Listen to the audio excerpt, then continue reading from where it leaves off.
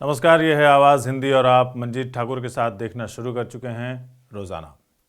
आज के रोज़ाना में बात सोशल मीडिया पर नए गाइडलाइंस की।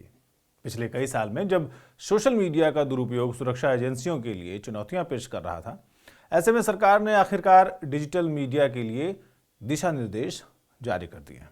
केंद्र सरकार का कहना है कि इससे सोशल मीडिया के यूजर्स फायदे में रहेंगे।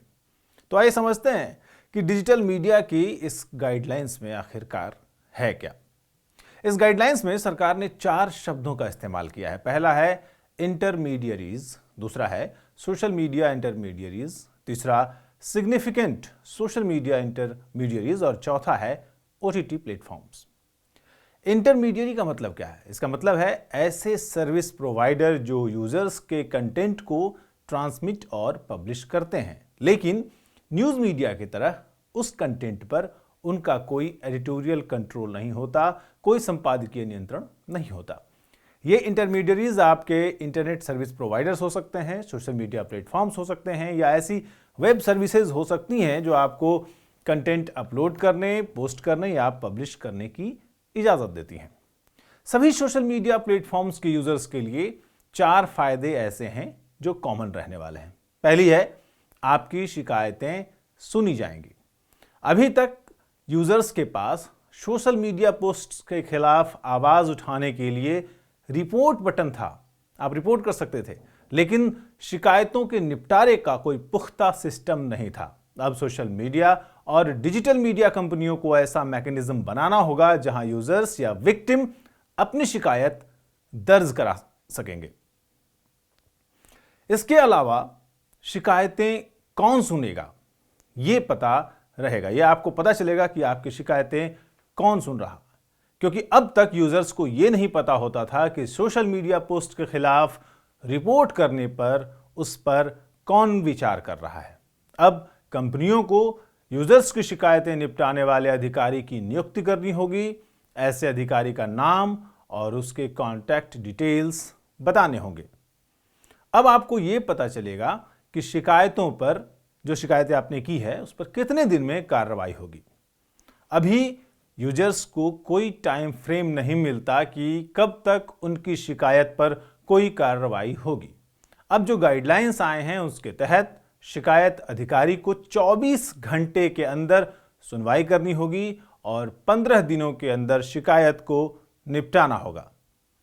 चौथी बड़ी बात यह है कि महिलाओं की शिकायतों पर 24 घंटे में एक्शन होगा। ऐसे यूजर्स और खासकर महिलाओं की गरिमा के खिलाफ पाए जाने वाले कंटेंट को अब इन कंपनियों को 24 घंटे के अंदर हटाना होगा। इसका फायदा उन मामलों में मिलेगा जिनमें महिलाओं की प्राइवेसी खतरे में पड़ती है, जो न्यूडिटी या सेक्सुअल एक्ट से जुड़े मसले हो सकते हैं या उनकी फोटो किसी ने मॉर्फ कर दी हो। अब जो नए नियम हैं उनके मुताबिक व्हाट्सएप, फेसबुक और ट्विटर जैसे बड़े सोशल मीडिया मंचों पर नकेल कसी जा सकेगी। बड़े सोशल मीडिया मंच यानी ऐसे बड़े प्लेटफॉर्म जहां पर यूजर्स की संख्या काफी अधिक है। इसका मतलब है कि इन नियमों के दायरे में भारत में व्हाट्सएप के 53 करोड़, यूट्यूब के 44.8 करोड़, फेसबुक के 41 करोड़, इंस्टाग्राम के 21 करोड़ और ट्विटर के करीब करीब 1.25 करोड़ यूजर्स भी आएंगे। इन नियमों की सबसे बड़ी सख्ती सरकार ने यह की है कि सोशल मीडिया कंपनियों को आपत्तिजनक पोस्ट के फर्स्ट ऑरिजिन, यानी जिस यूजर ने उसे सबसे पहले पोस्ट किया, उसकी पहचान करनी होगी, उसे बताना होगा।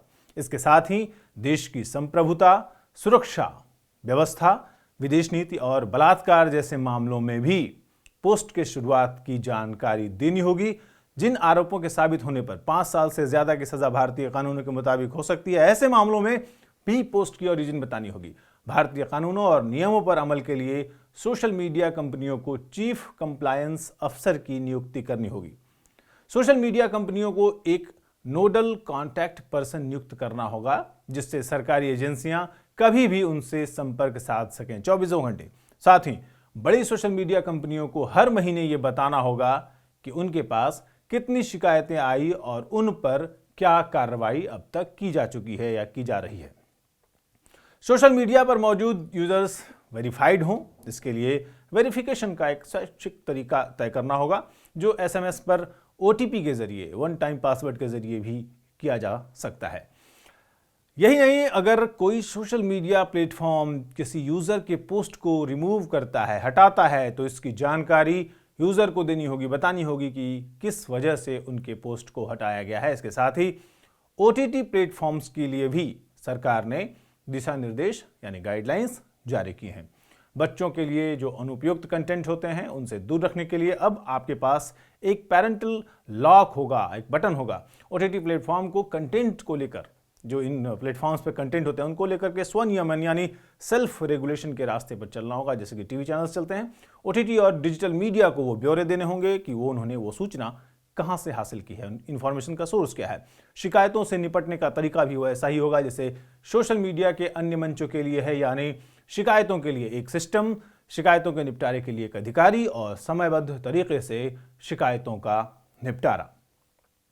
OTT प्लेटफॉर्म्स को अपने जो कंटेंट है उनको 5 कैटेगरी में बांटना होगा। सबसे पहला यू यानी सबके लिए, दूसरा कंटेंट वो जो 7 साल तक के बच्चों के लिए होगा, तीसरा कंटेंट जो 13 साल तक के बच्चों के लिए होगा, 16 साल तक के बच्चों के लिए जो चौथी कैटेगरी होगी, और ए यानी वयस्कों के लिए, बालिगों के लिए।